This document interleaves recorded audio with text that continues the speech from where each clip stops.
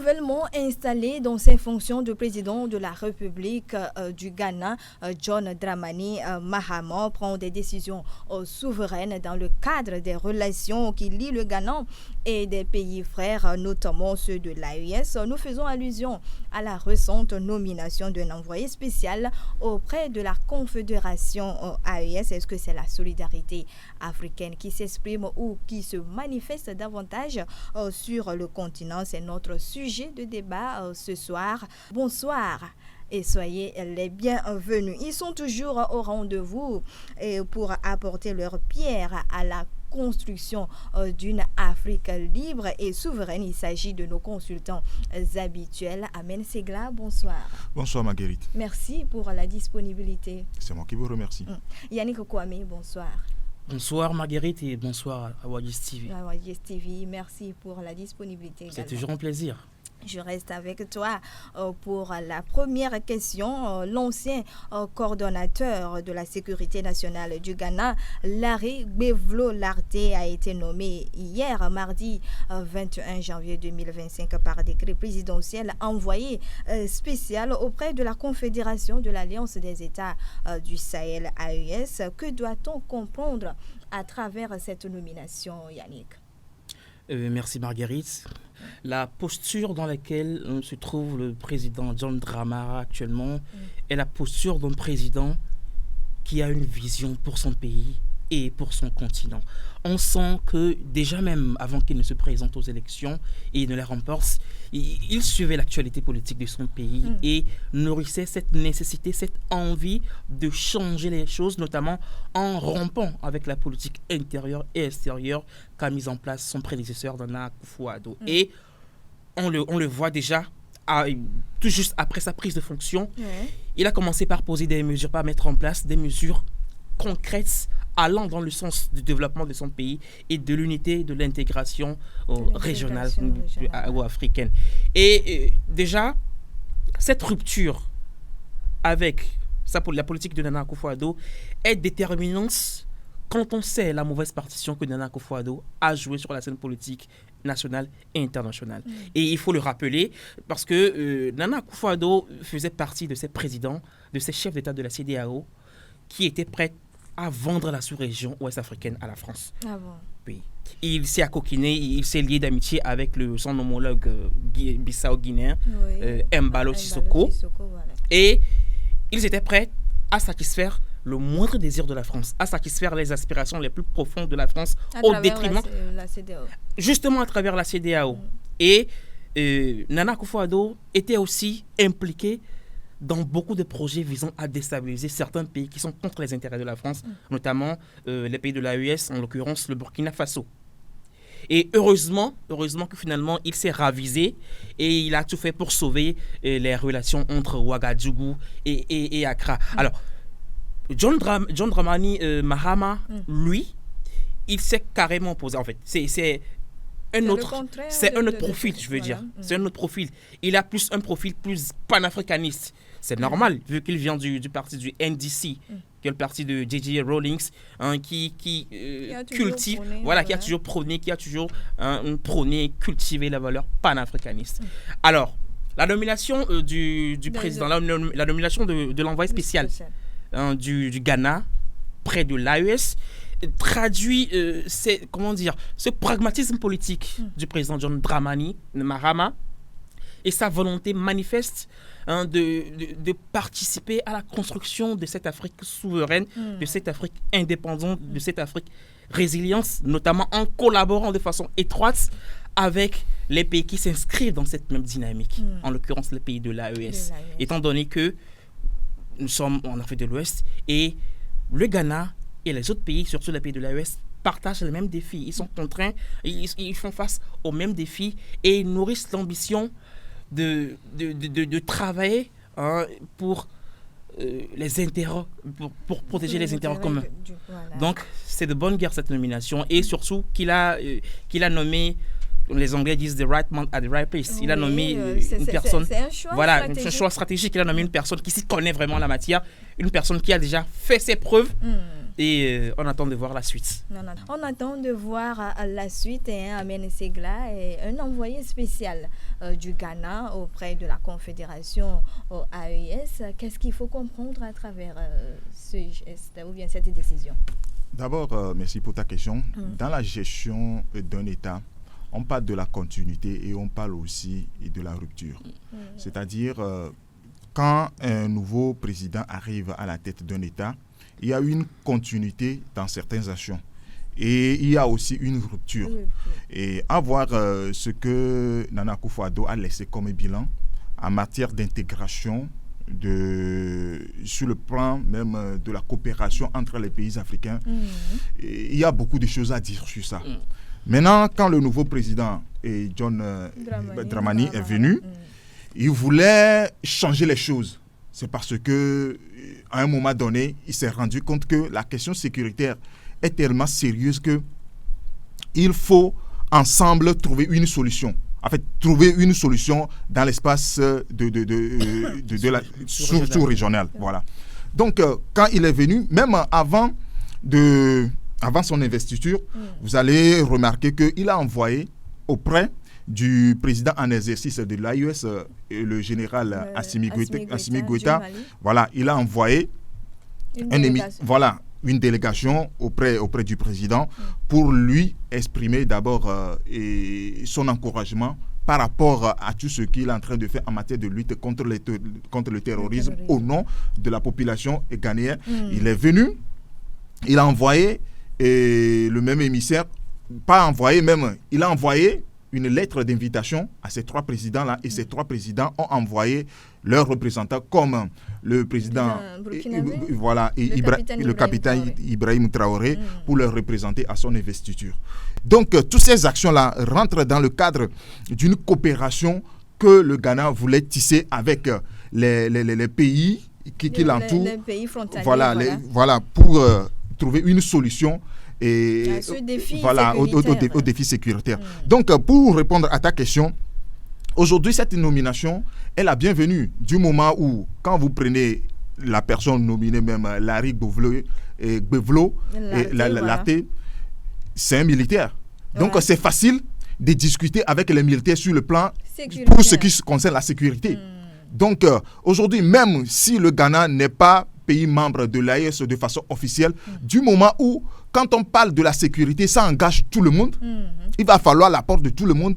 Vaut mieux qu'il y ait un représentant auprès de l'AES qui aujourd'hui mène cette lutte au nom de tous les pays côtiers, parce que, je le dis toujours, au cas où ces pays n'arriveraient pas à trouver une solution aux défis sécuritaires, ça va rejaillir sur les pays côtiers. Donc, ces pays-là ont intérêt aujourd'hui à les aider à trouver ensemble une réponse dans le Sahel pour ne pas être embêté après. Donc, c'est ce que le président ghanéen est en train d'entreprendre en nommant un représentant auprès de l'AES. Voilà. Et Yannick Kwame, apparemment, les choses vont très vite entre le Ghana et la Confédération AES. Qu'est-ce qui fait courir le président ghanéen en nommant un envoyé spécial Alors Marguerite, il faut savoir que le Sahel joue un rôle vraiment crucial, un rôle vraiment prépondérant dans les dynamiques de sécurité et de développement en Afrique de l'Ouest. Et en établissant, en nommant un représentant du Ghana auprès des pays de l'Alliance des États du Sahel, le Ghana cherche à se positionner comme un acteur influent, surtout dans les décisions sur la question sécuritaire, notamment sur la lutte contre le terrorisme et sur la stabilisation de la région. Le Ghana, c'est un grand pays, c'est une puissance économique, du moins dans la sous-région. Et on sait tous que le terrorisme et les instabilités au niveau de la sécurité peuvent se répercuter sur le pays en beaucoup de domaines. Donc, il est plus important, en fait, c'est une nécessité, une nécessité pour le Ghana de tout faire pour aider ces pays à lutter efficacement contre ce phénomène, afin que les intérêts du Ghana soient protégés. Donc voilà, et aussi en faisant ça, je crois que le Ghana est en train de se repositionner sur la scène diplomatique, étant donné que, je viens de le dire lors de ma première intervention, que Nana Akufo-Addo s'est mis à dos beaucoup d'États africains. avec sa politique étrangère. Donc, le président John Mahama, en faisant ou en laissant de collaborer avec les pays de l'AES, essaie de se réaffirmer, de se positionner sur la scène politique internationale.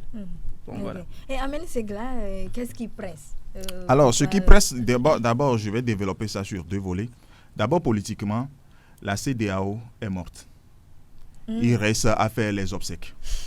Parce que tout président cohérent, réaliste, doit s'en rendre compte que la CEDEAO ne peut rien faire en matière sécuritaire et économique à aucun État membre aujourd'hui. Ça, c'est un. Donc, le président Mahama, nouvellement arrivé à la tête du Ghana, ne peut jamais envisager et collaborer avec aucun pays, ne serait-ce que ceux qui, aujourd'hui, ont affiché leur envie d'aller directement avec la France en matière de lutte contre le terrorisme. Le président Mahama ne peut jamais compter sur ces pays-là. Ça, c'est un. De 2, sur le plan économique, vous allez remarquer que ces dernières années, quand vous prenez le corridor Abidjan-Lagos, c'est-à-dire quand vous quittez Abidjan, en traversant le Ghana, le Togo, le Bénin et arriver à Lagos, vous allez remarquer que tous ces pays-là ont développé leur port ces dernières années pour accueillir plus de marchandises que les opérateurs économiques des pays sahéliens vont commander. Donc, si aujourd'hui, la situation sécuritaire est cette envenimée dans ces pays-là, ça va impacter leurs économies. Voilà. D'accord. Si les économies sont impactées, vous allez voir que ça va avoir une répercussion sur les pays côtiers. Donc, ils ont intérêt, ces pays-là ont intérêt à ce que les choses marchent bien chez eux pour pouvoir rentabiliser ce qu'ils ont investi dans leur port. Et je pense que c'est pour ça également le président du Ghana avait dit sans la sécurité, il n'y a pas de Voilà, il n'y a pas de développement. Par exemple, quand vous prenez le port de Tema, vous allez voir combien de Burkinabés ou bien combien de Maliens viennent faire leur transaction là-bas. Donc, c'est beaucoup. Donc, le président ghanéen, en tant qu'il est réaliste, en voulant coopérer avec les pays de l'AES pour trouver une solution régionale aux défis terroristes. Et Yannick Kwame, est-ce que ça veut dire que le président du Ghana est en train de tourner le dos à la CEDEAO? Oui, alors, si le président ghanéen est en train de tourner le dos à la CEDEAO, Ahmed vient de dire dans son intervention que la CEDEAO serait incapable de régler la question sécuritaire. En fait, la CEDEAO peut le faire si elle a la volonté. Le truc, en fait, ce qui est à noter, c'est qu'elle n'a pas la volonté. Elle est phagocytée, tu viens de le dire. Elle est tellement influencée par les acteurs extérieurs, surtout la France, à tel point qu'elle ne peut même pas prendre des mesures qui répondent aux aspirations, aux besoins des pays africains membres de cette organisation-là. Alors, par rapport à cela, le président ghanéen John Mahama est en train de... Comment dire? Je ne veux pas dire qu'il est en train... Je ne veux pas dire qu'il est en train de tourner le dos à la CEDEAO. Je vais plutôt dire qu'il est en train d'explorer d'autres options. En fait, le problème... d'étudier d'autres alternatives. Et l'AES apparaît maintenant comme une alternative beaucoup plus sérieuse à la CEDEAO. Aujourd'hui, la CEDEAO contre 15 pays. Aujourd'hui, il y a 3 qui ont qui ont déjà manifesté leur retrait. Il reste 12. Et parmi ces 12-là, vous allez voir, il y a certains qui sont là d'esprit, ou bien de corps et non d'esprit. C'est-à-dire, ils sont là physiquement, mais... Des petites nations. Non, pas des petites nations. C'est-à-dire, il y a certaines personnes qui sont là. C'est-à-dire, bon, il faut être là. C'est ça, ils sont là. Mais leur esprit est dans l'AES. C'est-à-dire, tout ce qui pensent comment collaborer avec l'AES. Parce qu'on nous a fait comprendre que ces 3 pays-là ne peuvent jamais s'en sortir et sans les 12 autres pays de la CEDEAO. Mais c'est faux. Si je viens de donner l'exemple tout à l'heure, tous les pays côtiers, quand vous prenez la Côte d'Ivoire, le Ghana, le Togo, le Bénin, le Nigeria, eux tous, ils constituent ces 3 pays-là parce qu'ils n'ont pas de port. Ils viennent chercher leurs marchandises dans leur port. Et c'est ce qui donne de l'argent à ces pays-là. Donc, ils ont intérêt, les pays-là, ils ont intérêt aujourd'hui à aller avec l'AES d'une manière ou d'une autre. Donc, le président ghanéen, il est réaliste en posant l'acte de nommer un représentant auprès de l'AES pour voir comment les choses se passent là-bas. Parce que quand vous voulez collaborer avec quelqu'un, il va falloir que vous soyez auprès, vous soyez auprès de cette personne-là pour avoir des nouvelles en temps réel, pour en même temps proposer des solutions. Parce que tous ces pays-là ont intérêt à ce que l'AES arrive à trouver une solution dans le Sahel contre le terrorisme. Non, moi, je ne vais pas directement aller sur le terrain d'une éventuelle ou bien d'un éventuel départ du Ghana de la CEDEAO. D'autant plus que c'est un processus, en fait, c'est une procédure qui est vraiment compliquée et délicate et il va falloir l'avis des autres membres de la classe dirigeante du Ghana. Et déjà, le simple fait que le Ghana arrive à collaborer de façon étroite avec les pays de l'AES, c'est déjà un bon début pour moi. Et même si mon désir ardent, c'est de voir le Ghana entrer dans l'AES, ainsi comme tous les autres pays de la sous-région, pourquoi pas. En fait, moi, je ne vois pas pourquoi l'entrée dans l'AES pose tant de problèmes à beaucoup de pays membres de la CEDEAO. Parce que nos pays faisaient partie des organisations sans que cela ne fasse un débat, quoi. Bon. Mais pourquoi aujourd'hui? Parce que c'est ça la stratégie de la France. La France a tellement mis en mal nos États de telle en sorte que c'est difficile pour nos chefs d'État de décider d'eux-mêmes par rapport à un certain nombre de choses. Par crainte des représailles. Des représailles. C'est ça. Parce que quand vous décidez aujourd'hui d'entrer dans l'AES, préparez-vous à tout ce qui arrive à ces pays de l'AES. Ça va vous arriver. Oui, les tentatives de déstabilisation. Voilà, ça va vous arriver. Même des coups d'État. Voilà. Ça va vous arriver. Mais le président ghanéen, mais on ne peut pas envisager pour le moment une sortie du Ghana de la CEDEAO. Si le Ghana sort ou ne sort pas, c'est pas un problème, quoi. C'est ça, c'est le plus important. C'est le plus important. C'est arriver à trouver une solution au défi sécuritaire qui est dans le Sahel. C'est ce que les autres pays ne voulaient pas faire. Et voulaient plutôt s'acoquiner avec la France pour pouvoir, je ne sais pas, pour trouver quoi, je ne sais pas. Il faut noter que le destin de la CEDEAO est un peu comme le destin des autres organisations africaines. L'UA est également phagocyté par les acteurs extérieurs. Donc, le Ghana est en train, je viens de le dire, le Ghana est en train d'explorer d'autres options. Et le fait de collaborer avec l'AES est une façon, pour moi, de ramener les dirigeants qui sont à la tête de la CEDEAO à l'ordre et les inciter à opérer d'une autre façon. Le comportement ou bien la position du Ghana doit être un exemple. Oui, déjà, il faut rappeler que le Togo aussi est en train de s'aligner, de collaborer efficacement avec l'AES.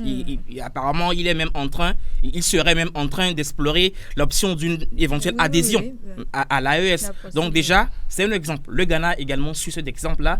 Et c'est le moment d'interpeller les autres pays, bien d'autres pays de la sous-région ouest-africaine, même pas forcément ouest-africain, dans d'autres pays, même en Afrique centrale.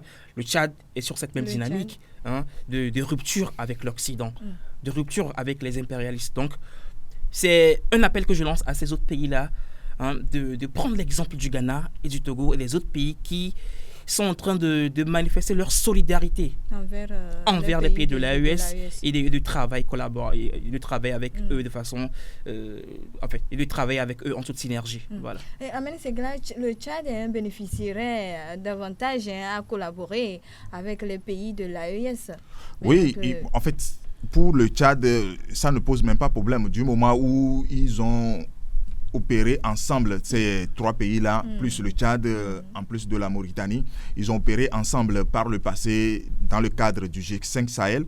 Aujourd'hui, ça ne pose pas de problème. Du moment où le défi sécuritaire est toujours d'actualité, donc ils vont collaborer pour pouvoir y arriver. Maintenant, pour revenir à ta question concernant l'exemple que le Ghana a en train de donner, mais la question est de savoir l'exemple pour quel pays? Pour les pays qui veut aller trouver une solution au défi sécurité avec la France, ou bien les pays qui sont aujourd'hui indécis par rapport à leur entrée ou bien à leur retrait de la CEDEAO. La question se pose. Quand nous prenons le cas du Togo, le Togo commence déjà par coopérer avec ces trois pays de l'AES. Dans le cadre, c'était en mai dernier, en mai 2024, ils ont opéré au nord du Niger. Et le Tchad également. Voilà, le Tchad aussi a participé. Maintenant, ce n'est pas officiel. Le Togo n'a pas dit officiellement qu'il a un représentant auprès de l'AES. Mais pour que ce genre d'opération puisse se dérouler, il va falloir un représentant. C'est-à-dire, il faut un répondant du Togo, auprès de l'AES pour coordonner les choses, parce que le Togo ne peut pas se débarquer avec ses militaires, dire que bon, on va mener la lutte là avec vous. Donc le Togo n'a pas fait une annonce officielle, mais quelque chose comme ça peut arriver. C'est en condition, quelque chose comme ça peut arriver. Mais aujourd'hui, le Ghana a nommé officiellement. Voilà, c'est ce qui a été fait. Maintenant, sur l'autre volet, aujourd'hui, il y a certains pays qui aujourd'hui aussi fait face aux problèmes sécuritaires, mais voulaient plutôt aller avec les impérialistes, la France, voilà, pour ne pas dire les néocolons, pour trouver la solution. Maintenant, il revient à leur population. Si ces populations-là ont accepté que leurs dirigeants fassent collaboration avec ces impérialistes qui les ont endeuillés par le passé, qui aujourd'hui, par rapport à leurs prestations dans la sous-région, n'ont rien donné, veut encore aller avec ces pays-là. Donc, il revient à leur population s'ils acceptent ou bien à leur assemblée. Vous faites allusion au Bénin? Oui, bien sûr, au Bénin. Si le Bénin voulait accepter, aller avec la France pour trouver la solution aux problèmes sécuritaires, que de se départir de cette relation-là et entrer à l'AES, le choix leur revient parce que tout pays est souverain et peut décider. Mais si nous venons ici pour dénoncer ces actes-là, c'est parce que la présence du militaire français sur le territoire met en difficulté les autres pays sur le plan sécuritaire. C'est ce que nous dénonçons. Parce que l'objectif de la France, ce n'est pas d'aider le Bénin à trouver une solution au terrorisme qui est sur son territoire, mais seulement il voulait avoir une assise là-bas pour déstabiliser les autres pays. C'est ce que nous dénonçons. Sinon, si le Bénin décide même de faire intervenir tous les militaires français sur leur territoire, ça ne leur va. Il faut rappeler que cette décision de John Mahama de nommer un représentant du Ghana auprès de l'AES, c'est une véritable leçon de souveraineté qu'il est en train de donner aux autres pays africains. Parce que à ce moment, il est plus que crucial de trouver des solutions africaines aux problèmes africains. Plutôt que de solliciter l'aide extérieure, l'aide des impérialistes, l'aide de la France pour régler la question sécuritaire, il vaut mieux privilégier des solutions sous-régionales. Solliciter ou bien impliquer les acteurs sous-régionaux africains dans cette lutte contre le terrorisme. Voilà. Je vais considérer votre mot comme le mot de la fin parce que le temps imparti pour cette édition est en train de tendre vers la fin. Amen Segla, peut-être votre mot également. Alors, pour chuter, je dirais, pour trouver une solution aux problèmes sécuritaires en Afrique de l'Ouest, et les pays, quand vous prenez tous les pays de l'Afrique de l'Ouest, ensemble, peuvent y arriver. Parce que quand vous prenez ces terroristes-là, ce sont les colonies de l'Afrique de l'Ouest que la France a donné les armes pour tirer sur tout être vivant.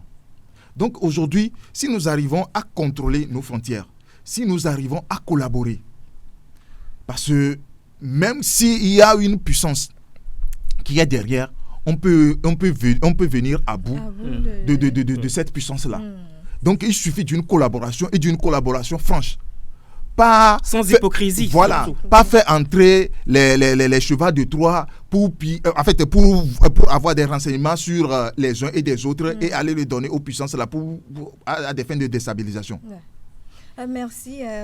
Nous notons que face aux défis de l'heure sur le continent africain, la solidarité s'impose pour l'atteinte effective des objectifs. Il faut donc s'inscrire dans cette dynamique. Chers consultants, merci pour vos contributions. Merci à vous. Merci à vous également qui nous suivez au quotidien. Et n'oubliez pas de vous abonner à notre chaîne OADS TV et de partager les émissions autour de vous pour la sensibilisation et la dénonciation. Merci et nous vous donnons rendez-vous dans nos prochaines éditions.